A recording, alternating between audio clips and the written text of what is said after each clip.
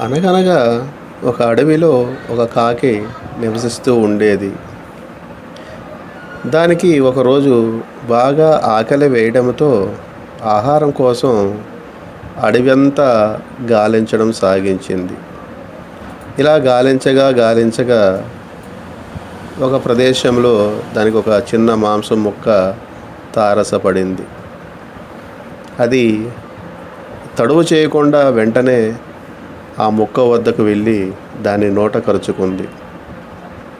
వెంటనే రివ్వున ఎగిరి ఒక చెట్టు మీద కూర్చొని దానిని తినసాగింది.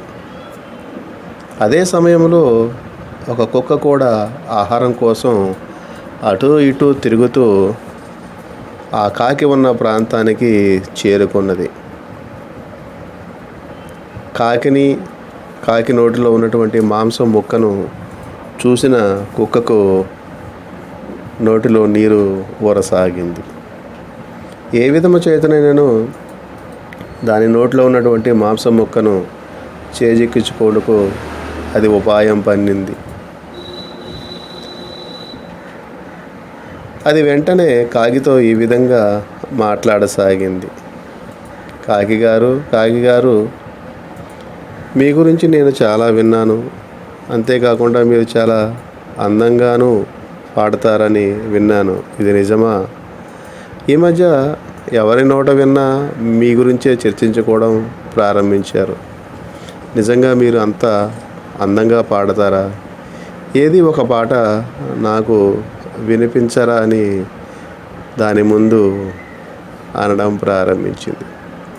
ఈ మాటలు విన్న కాకి నిజంగా అది పొంగిపోయింది. ఆ సంతోషంలో తన నోట మాంసం ముక్క ఉందన్న మాటే మర్చిపోయి ఆ మాటలకు మైమరిపించిపోయి పాడసాగింది. వచ్చి రాని పాటను పాడసాగింది.